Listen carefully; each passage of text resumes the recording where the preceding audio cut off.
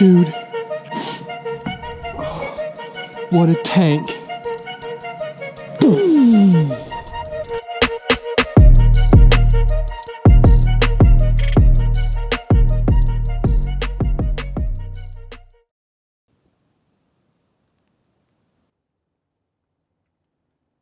We are back. What's up, YouTube? The late season grind is in full swing right now. It's wet, rainy, windy, and cold. Over the past 4 days, it's kind of been warm, like in the 40s and 50s, even hitting 60 one day, but rainy. And so I've been doing some scouting. Last Friday, I was scouting in here and found some big buck tracks on the other side. And there's really good late season food here. There's a bunch of brassicas and all kinds of stuff. But I think they're bedding relatively close to the food. So they're probably getting up, meandering in a thicket until it gets dark, and then making their way to these it's like brassicas and other stuff in which is awesome because they don't ever do on public ground. Especially out here, I've never seen them do any kind of like deer food plots or anything like that. So the crappy part about it is they planted 3 giant fields, and so they're super spread out.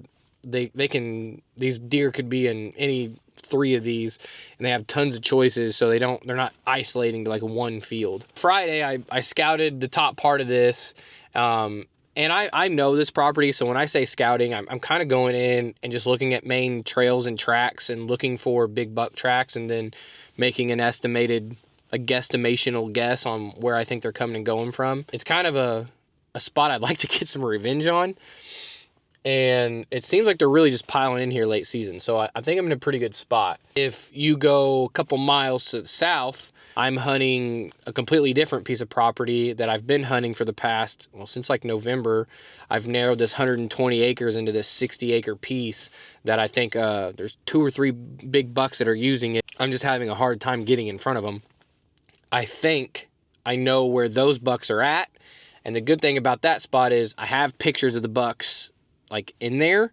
So there's 3 or 4 of them that I know are shooters that I would shoot. And here, the only thing I have is the buck that I messed up on, if he's still alive. I seen him in November. And then big buck tracks. When I bombed down here and searched these bottoms, I didn't kick anything up. I kind of did some pretty intrusive scouting. It's windy enough and wet enough that I could kind of get away with it. I didn't bump any deer, and I was finding no big buck sign. The other property across the lake here, I'm seeing big buck rubs and big buck tracks, plus I got pictures of bucks. So I think as the weather gets crappier, this spot's going to be a little bit better to hunt. And the only reason that I say that is because they got the food plots in here. And so if I can kind of let these deer be over the next week, I don't really think guys are going to be out here hunting. It's going to be rainy, nasty, and wet and cold and snowy. And I think that's going to eliminate 80% of the population. Tonight's New Year's Eve, so tomorrow morning, tomorrow night, I probably won't have very many guys out here. Maybe a couple go-getters and maybe some guys that on the New Year's, they come out and they bird hunt.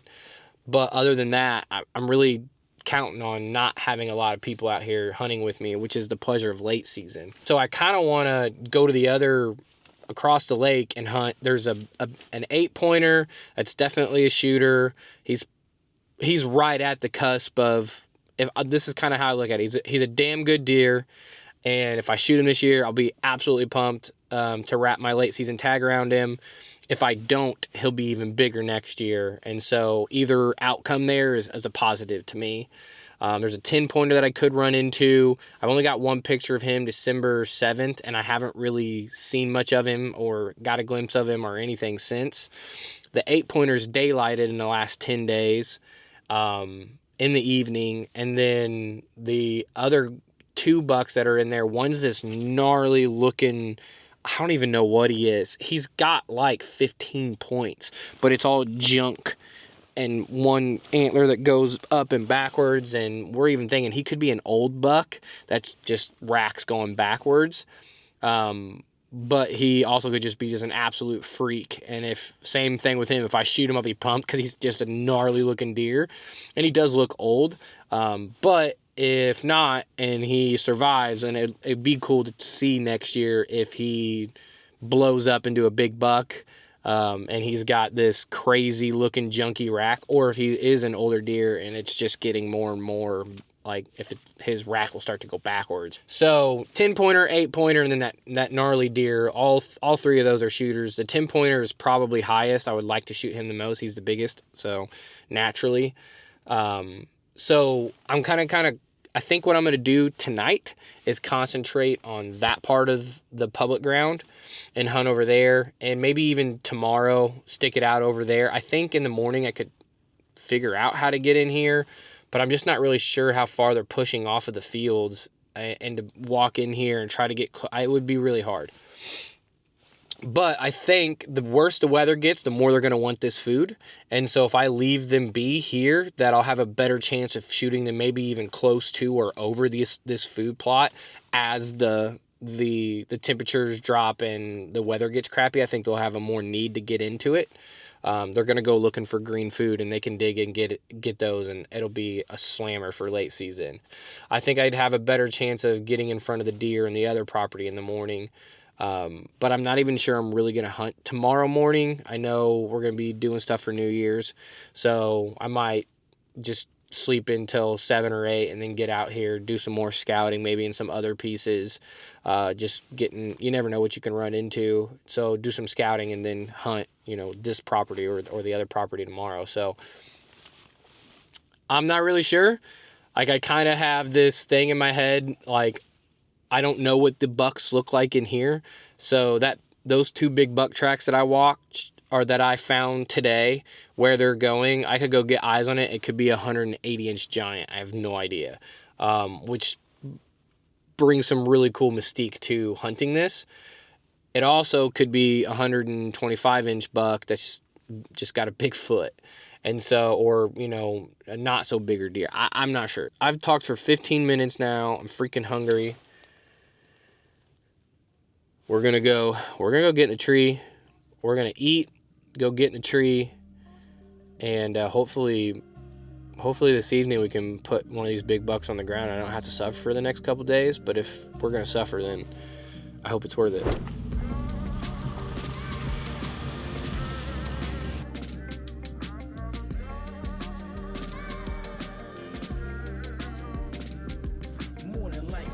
Of course, the moment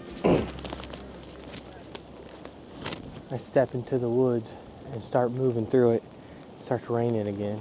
The wind is really heavy, so I got a lot of cover. I'm just working my way in here real slow, planning on getting pretty aggressive, but I want to see what the wind's doing on this point first, then make a decision. Blasting ridges as I go in, so I'm not doing anything stupid. We're going to keep pushing on. We're going to get back here to this back thicket and see if we can't get close to where I think these bucks are coming and going from.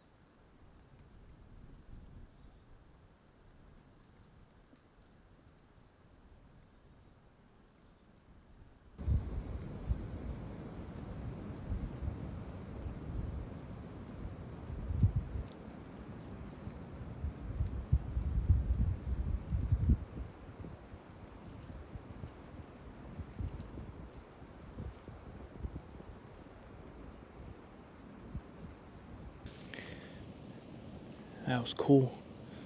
Just can't stay away from those forkies. I do know that if a deer comes from this bottoms, they're not gonna smell me. Right tree, wrong deer. But it's right at, I think, 4 o'clock. But give it 15 minutes. Maybe one of those bigger ones are behind him. I think that's good if there's a big buck in this thicket with him. Watch him come out of here with ease. Make him feel a little bit better about getting up and moving through here.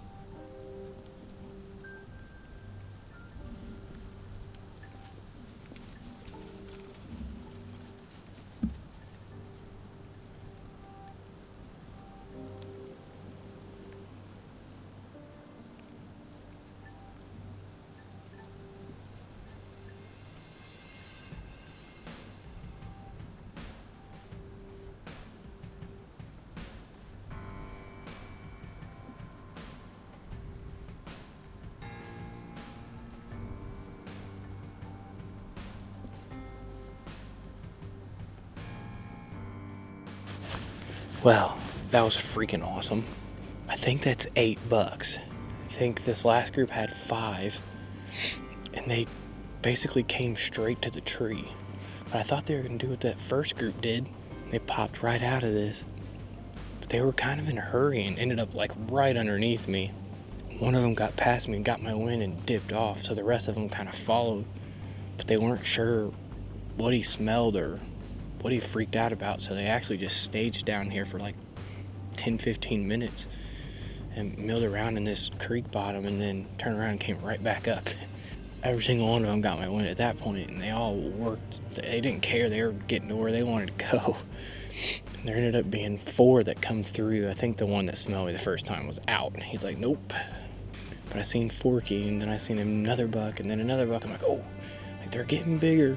So I kind of went to reach for my bow, but I started looking around and panicking because they were coming in fast and just trying to figure out what was what. And I'm pumped to see that many bucks. Don't get me wrong, that's awesome.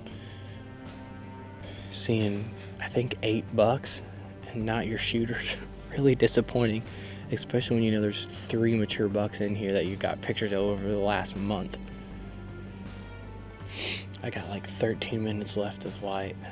I'm just kind of trying to let it get dark enough that I can get down and not be seen from a mile away. I have to say though, it's pretty encouraging to see that many bucks on public, still alive, still hanging out in here. I'm losing daylight fast, so I'm gonna try to pay attention the last like 10 minutes here. Maybe this buck will pop out, but once it gets dark enough to start making some moves, I'm gonna get down and scoot out of here. Have a happy New Year's, everybody, and be safe.